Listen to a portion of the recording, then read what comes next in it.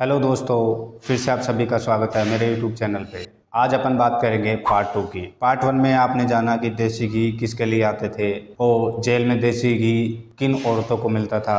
आज की वीडियो में अपन पूरी सच्चाई जानेंगे।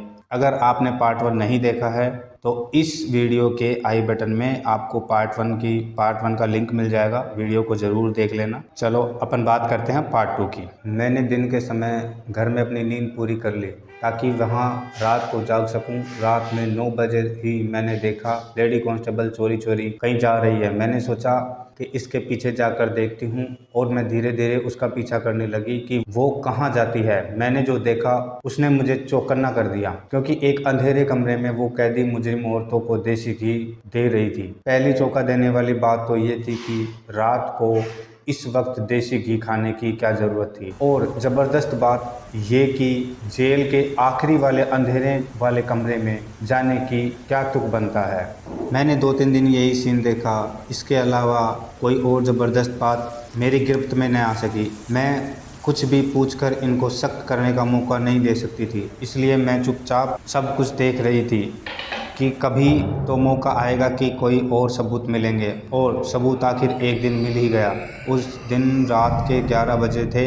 मैंने अपना सिर मेज़ पर टिकाया हुआ था। जानबूझकर आंखें बंद कर ली ताकि कोई देखे तो यह समझे कि मैं सो रही हूँ। थोड़ी देर गुजरी थी कि मेरे ऑफिस में कोई आया। आहट से मैंने पहचान लिया कि वो लेडी कांस्टेबल है। वो मुझे सोता देखकर बाहर चली गई। वो किसी से कहने लगी, जो नींद की दवा मैडम को दी है उसने असर कर दिया। मैडम सो रही है, बस कुछ ही घंटे बाकी हैं, इसलिए इन औरतों को जाकर कहो जल्दी जल्दी अपना काम करें। कुछ ही देर में वो दोनों वहां से चली गई। मैंने हैरत से सोचा कि आखिरकार ये सब क्या हो रहा है जेल में, जिसकी मुझे खबर नहीं थी, और मेरी नाक के नीचे सब कुछ हो रहा है। इनकी बातों से अंदाजा हुआ कि जो भी हो रहा है इस अंधेरे कमरे में हो रहा है। तभी मैंने उठने की कोशिश की ताकि जाकर देख सकूं ऐसा क्या हो रहा है वहां पर। उठते ही मेरा सर चकराने लगा। मुझे चक्कर आ रहे थे। लगता था कि मेरी चाय में जो नींद की गोलियां मिलाई थी उसने अब असर करना शुरू कर दिया था। मैं वहीं पर सो गई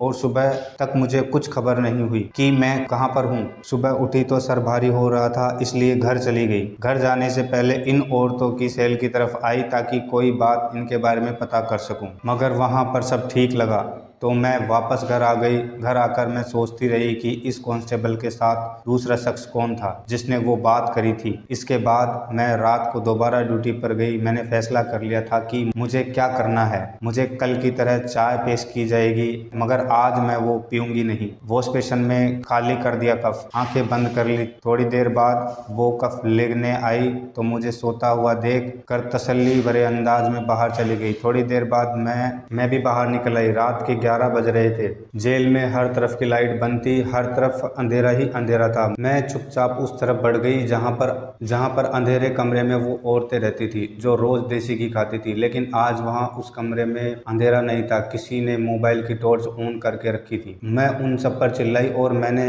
चेक करके कहा कि ये सब क्या हो रहा है। जो नज़ारा मेरे सामने था उसे अपनी आंखों के सामने देखकर मुझे भी यकीन नहीं आ रहा था मेरा स्टाफ इतनी घिनौनी साजिश में शामिल है। वो औरतें सुरंग खोद रही थी। उन्होंने अच्छी खासी सुरंग खोदी हुई थी। जाने कितने हफ्तों से, ये महीनों से ये काम किए जा रही थी। वह औरतें कत्ल के जुर्म में जेल में लाई गई थी और अदालत की तरफ से उन दोनों को उम्र कैद की सजा सुनाई गई थी। वो दोनों यहाँ से फरार होने के लिए सुरंग खोद रही थी और इस काम में मेरा पूरा कार्यालय भी शामिल था। लेडी कांस्टेबल का यूं ही मुझे सामने देखकर सांस रुक गई। उसके हाथ से मोबाइल नीचे गिर गया, जिसके टॉर्च ऑन करके वो उनके सर पर खड़ी थी। वह सुरंग खोदती थी, इसलिए देसी घी खाती थी, क्योंकि सुरंग खोदना आसान काम नहीं होता। इसके लिए बहुत ताकत चाहिए होती है। वो देसी घी खाकर रोजाना के 3 से 4 घंटे सुरंग खोदने पर लगा देती थी। वहां खड़े खड़े ही मैं सब कुछ समझ चुकी थी और सारी कहानी मेरी आंखों के सामने थी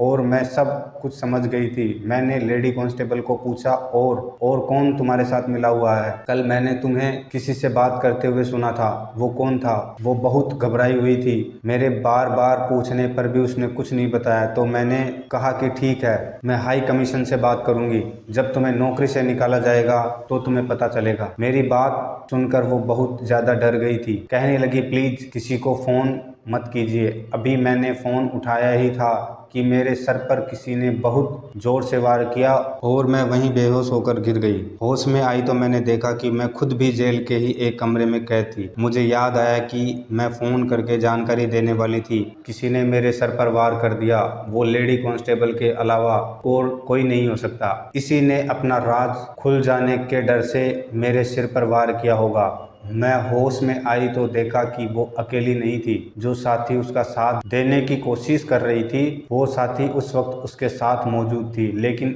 इसी साथी को देखकर मेरे सर पर कयामत टूट पड़ी। मुझे यकीन नहीं आया कि वो नाइट शिफ्ट वाली जेलर थी। मुझे तो लगता था जैसे वह एक लापरवाह लड़की है, मगर वो इतनी घटिया निकलेगी कि कानून की वर्दी पहनकर गैर कानूनी कामों को अंजाम देगी। फिर इन दोनों औरतों ने मिलकर मुझे कैद कर लिया था। दोनों मिली हुई थी। इन्हें दोनों की मदद से वो कैदी और औरत सुरंग खोद रही थी और इस मदद के बदले वहां की कांस्टेबल को बहुत सारे पैसे दिए गए। पैसों के लालच में आकर ऐसे गैर कानूनी कामों को अंजाम दिया जाता था। बाद में मुझे मालूम हुआ कि मामला इससे भी ज्यादा गंभीर हो चुका है। जो देसी घी जेल के अंदर चेक होकर आता था, उस देसी घी में खास स्टेरॉइड शामिल किए जाते हैं, जिसके रोजाना इस्तेमाल से इंसान को उसकी आदत हो जाती है। देसी घी चोरी चोरी अंदर ही अंदर बेचा जाता था। ये कोई मामूली देसी घी नहीं था। ये सारा काम रात के वक्त इस जेलर की मौजूदगी और निगरानी में चोरी छुपे होता था। इस जेलर ने अपनी सारी बातें मुझे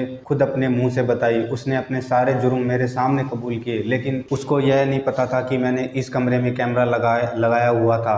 उसने जो भी मेरे सामने जुर्म कबूल किए, वो सारी बातें उस कैमरे में रिकॉर्ड हो गई। तभी से ये मेरे पीछे पड़ी हुई हैं। आज की वीडियो के लिए इतना ही। मिलते हैं नेक्स्ट वीडियो में। वीडियो अच्छा लगा हो तो लाइक कर देना, अगर चैनल पे नए हो तो सब्सक्राइब कर देना, और अगर पहले वाला पार्ट नहीं देखा हो तो पहले वाला पार्ट देख लेना, आपको पूरी कहानी समझ में आ जाएगी। मिलते हैं नेक्स्ट वीडियो में, तब तक के लिए धन्यवाद।